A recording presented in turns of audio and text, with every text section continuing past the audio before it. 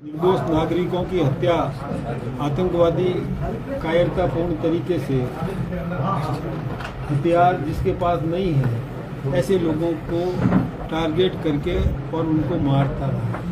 अभी पहलगाम में जो कुछ भी हुआ वो एक पर्यटक थे, उन पर्यटकों को जाति पूछकर धर्म पूछकर और उनको मारा गया। कई बहनों के सिंदूर पहुंच दिए, ऐसी दुखद घटना हुई थी। तो उसके बाद में हमारे राष्ट्रीय नेतृत्व ने, देश के प्रधानमंत्री नरेंद्र भाई मोदी जी ने यह तय किया कि आतंकवाद को नेस्तनाबूद करना बहुत जरूरी है और इसके लिए उन्होंने पहले सर्च ऑपरेशंस के वहाँ छानबीन करके जो कुछ भी अराष्ट्रीय व्यक्ति वहाँ पर पकड़ा गया उस सबको और सबक सिखाने का काम हमारी सेना ने किया। इसके बाद आतंकवाद यहीं समाप्त नहीं होता, वहाँ कारखाना जहाँ है, आतंक जहाँ से पैदा होता है उन कारखानों को ध्वस्त करना बहुत ज़रूरी था। इसके लिए सेना को पूरी छूट दी गई। हमारी सेना ने बड़ी बहादुरी से और लक्ष्य तय करके, चाहे वो रावलपिंडी के दूर यानी हमारे देश की सीमा से 500 किलोमीटर दूर भी वो कोई आतंकवादी केंद्र था, उसको भी ध्वस्त करने का काम किया। 100-150 किलोमीटर दूर जो कोई आतंकवादी जहाँ था, निशाना तय करके यहाँ से मिसाइल छोड़ करके उसको ध्वस्त किया। ये हमारी सेना ने बहुत बहादुरी का काम किया। आतंकवादियों के केंद्रों को नष्ट किया, उनको संरक्षण देने वालों की रीढ़ तोड़ दी।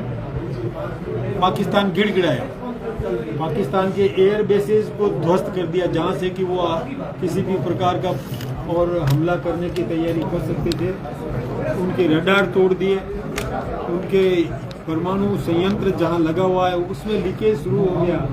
जब उससे लीकेज शुरू हुआ तो पाकिस्तान गिड़गिड़ाया। वो दुनिया के सभी देशों से प्रार्थना करने लगा कि हमारा ये युद्ध बंद करो, लेकिन हमारा देश किसी से सुनने वाला नहीं था। आखिर पाकिस्तान के सर्वोच्च सेना अधिकारी ने हमारे सेना के सर्वोच्च अधिकारी से जब चर्चा की और गुहार की कि आप कृपा करके युद्ध को रोक दीजिए, तब हमारी सेना, हमारे सेना नायक ने कहा कि हमारी शर्तों पर होगा। उन्होंने स्वीकार किया, हमने भी कुछ शर्तें रखी और उन्होंने वो शर्तें स्वीकार की, तब जाकर के और ये जो अभियान ऑपरेशन सिंदूर इसको कुछ समय के लिए रोका गया। कुछ समय के लिए रुका है, अभी कोई समाप्त नहीं हुआ।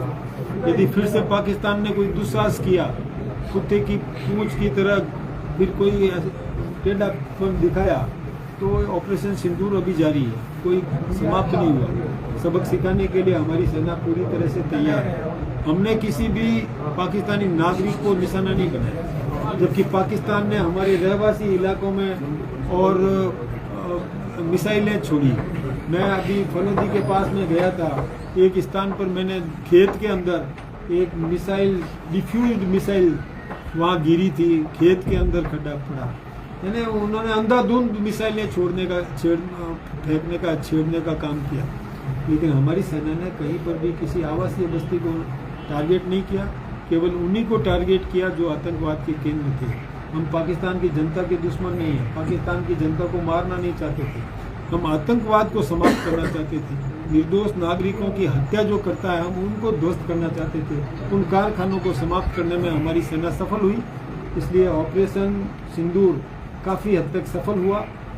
जब पाकिस्तान ने रिक्वेस्ट की तो उस पर भारत ने एक बार रोक लिया और शर्तें ये कि और कोई आतंकवादी जो छुपा हुआ है उसको सरेंडर करेंगे और आतंकवादी कोई गतिविधि आज के बाद कभी हुई तो हम उसको युद्ध की श्रेणी में लेंगे और फिर छोड़ेंगे नहीं।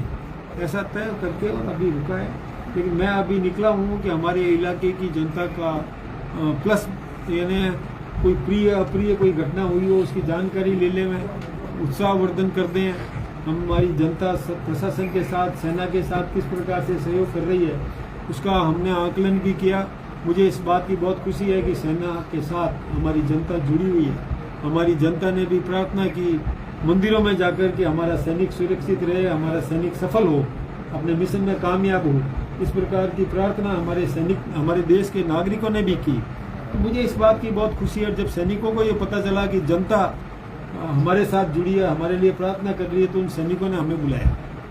आज हम उन बीएसएफ के उस पूरी जो कमांडेंट के साथ में पूरी कमांड के साथ हम मिले, उनसे रूबरू भी हुए, उनके साथ चाय नाश्ता भी लिया, उनके साथ सलामी भी दी, सलामी भी ली, ये सब चर्चाएं उनके साथ में की। तो हमको लगा कि जनता के साथ सेना का सहयोग और बहुत अच्छा है, जनता उत्साहित है और निश्चिंत है कि कोई चिंता वाली बात नहीं, सेना भी हमारी देश की रक्षा के लिए तत्पर है।